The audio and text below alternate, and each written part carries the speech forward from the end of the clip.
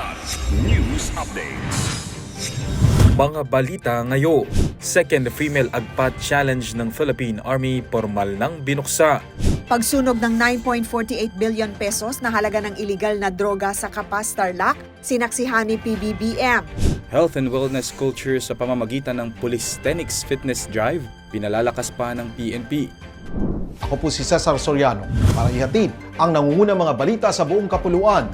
Ngayon, 6 na araw na matinding paligsahan ang pormal nang binuksan ng 10th Infantry Aguila Division noong Hunyo 23 sa Mawab, Davao de Oro. Ito ang Second Female Aguila Patrol o Agpat Challenge. 12 infantry squads mula 10ID ang sasabak na sumusubok sa kakayahan ng mga babaeng sundalo sa larangan ng Operations Order o OPORD briefing, river crossing, improvised explosive device o IED detection, call for fire procedures o CFP, tactical combat casualty care o TC3, signal communication, reconnaissance, raid, close quarters battle o CQB, prisoners of war o POW handling at marksmanship. Ang unang Agpat Challenge ay ginanap noong buwan ng Marso taong kasalukuya. Ayon kay Colonel Arvin Tenorio, layunin ng aktibidad na itampok ang kahusayan, pagiging handa at pagkakapantay-pantay sa hanay ng Aguila Division. Bilang bahagi ng pinaigting na kampanya laban sa iligal na droga, pinangunahan ni Pangulong Ferdinand Marcos Jr.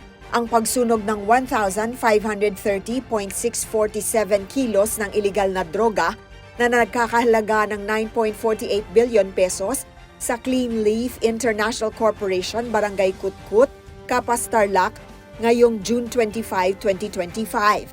Kasama ang mga opisyal mula sa DILG, PIDEA, DDB, DOJ at PCG, sinaksihan ng Pangulo ang confirmatory testing ng mga random na sample ng shabu, marijuana, cocaine at ecstasy bago ito ipinasok sa incinerator. Matapos ang briefing ni PIDEA Director General Isagani Nerez at DDB Chairman Oscar Valenzuela, personal na pinaandar ni PBBM ang rector dial upang simulan ang proseso ng pagsira sa mga nakumpiskang droga. Aabutin ng 24 oras ang buong proseso kabilang ang incineration at cooling stages. Mayroon ring final confirmatory test ang PIDEA upang tiyakin ang ganap na pagwasak ng mga ipinagbabawal na gamot. Isinusulong ng Philippine National Police o PNP ang mas malawak na kampanya para sa kalusugan at kahandaan sa pamamagitan ng Polistenix, ang regular na physical conditioning program para sa lahat ng unit sa buong bansa. Nagsimula ito kahapon sa kick-off ceremony nito sa PNP headquarters sa Camp Crame.